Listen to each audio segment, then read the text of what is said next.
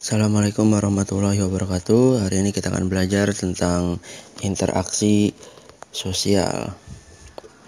Kompetensi dasarnya ada di 3.2, menganalisis pengaruh interaksi sosial dalam ruang yang berbeda terhadap kehidupan sosial dan budaya serta pengembangan kehidupan kebangsaan. Indikator pencapaian kompetensi atau apa yang akan kalian capai. Peserta didik dapat mendeskripsikan pengertian, syarat-syarat terjadinya interaksi sosial, dan faktor pendorong interaksi sosial. Ayat Al-Quran yang berkaitan dengan interaksi sosial. Ada surat Al-Hujurat ayat 13, "Hai manusia, sungguhnya kami menciptakan kamu dari seorang laki-laki dan perempuan, dan menjadikan kamu berbangsa-bangsa dan bersuku-suku supaya kamu saling mengenal. Sungguhnya orang yang paling mulia di antara kamu di sisi Allah ialah orang yang paling takwa di antara kamu. Sungguhnya Allah Maha mengetahui lagi Maha mengenal."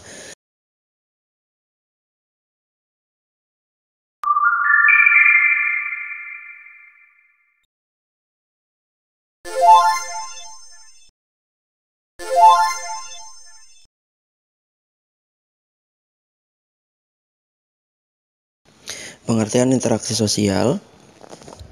Apa itu interaksi sosial? Interaksi sosial adalah hubungan timbal balik atau hubungan dua arah antara individu dengan individu lainnya, antara individu dengan kelompok, dan antara kelompok dengan kelompok. Syarat-syarat interaksi sosial. Pertama, adanya dua orang atau lebih. Jadi kalau misalkan cuma ada satu orang, itu monolog, bukan interaksi. Yang kedua, adanya kontak atau bertemu.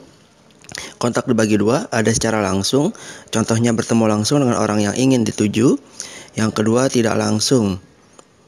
Tidak langsung ini juga dibagi lagi menjadi dua, yaitu pertama melalui media sosial, baik itu Facebook, Twitter, Instagram, WhatsApp, dan lain sebagainya.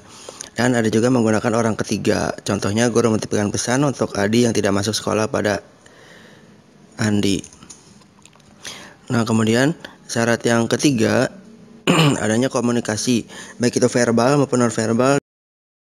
Komunikasi verbal adalah komunikasi dalam bentuk lisan ataupun tulisan, sedangkan komunikasi non-verbal adalah komunikasi yang umumnya menggunakan bahasa tubuh seperti gerakan tangan, raut wajah, gelengan kepala, tanda, tindakan, dan sebagainya. Dan adanya tujuan berinteraksi.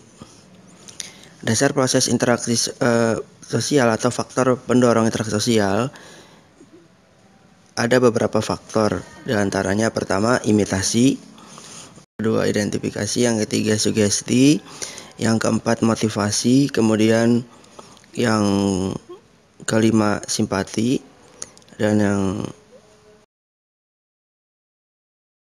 keenam adalah empati. Nah, pertama imitasi. Imitasi adalah proses yang dilakukan individu dalam meniru perilaku dan nilai-nilai yang telah dianut oleh individu lainnya. Contohnya ini seorang anak meniru perilaku bapaknya, yaitu pura-pura mencukur jenggot padahal dia tidak punya jenggot. Yang kedua identifikasi, keinginan individu untuk menjadi sama dengan individu lainnya. Kalau misalkan imitasi itu hanya meniru sebagian, sedangkan identifikasi meniru keseluruhan. Di sini kalian bisa lihat ada orang yang menirukan Superman, bahkan sini sampai ada yang melakukan operasi plastik itu dengan mengubah wajahnya. Maksudnya adalah dia ingin meniru secara total. Selanjutnya ada sugesti. Sugesti adalah perkataan orang lain yang diterima oleh seseorang tanpa adanya penolakan.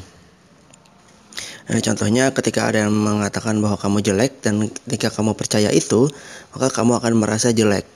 Padahal semua orang memiliki keunikan masing-masing, yaitu ada kelebihan dan juga ada kekurangan. Motivasi adalah suatu dorongan kehendak yang menyebabkan seseorang melakukan sesuatu perbuatan untuk mencapai tujuan tertentu. Nah, bedanya sugesti dengan motivasi. Biasanya kalau sugesti itu datangnya dari orang lain, sedangkan motivasi itu datangnya dari diri sendiri. Makanya sebagus apapun motivator yang diundang sekolah untuk memotivasi siswanya, tapi kalau siswanya tidak ada niatan untuk berubah atau tidak ada keinginan atau motivasi untuk berubah, tetap saja motivator itu akan terlihat tidak berguna. Kemudian ada simpati dan empati. Kita lihat contohnya di sini ada teman yang rumahnya kebanjiran, kita juga sedih tapi tidak berusaha. Nah, itu adalah contoh simpati, karena simpati hanya memiliki perasaan tertarik dengan orang lain. Biasanya ketika kita mendengar kata tertarik itu bukan berarti suka, tapi tertarik untuk mengikuti orang tersebut. Misalnya itu mengikuti beritanya, mengikuti kabarnya, statusnya, atau media sosialnya. Nah, itu perasaan simpati. Nah, makanya perasaan simpati ini ketika ada orang kesusahan, dia hanya merasakan kesedihannya tapi tidak bisa membantu. Namanya simpati. Empati adalah kemampuan seseorang untuk mengenali dan merasakan perasaan orang lain. Nah, empati ini didasari oleh perasaan tertarik yang mendalam sehingga membuat seseorang membantu orang yang dia kagumi atau orang yang dia ikuti terus beritanya. Anak-anak, sekian dulu dari Bapak untuk materi hari ini. Kita akan lanjut di pertemuan selanjutnya yang tentang interaksi sosial part 2 atau bagian kedua. Terima kasih. Assalamualaikum warahmatullahi wabarakatuh.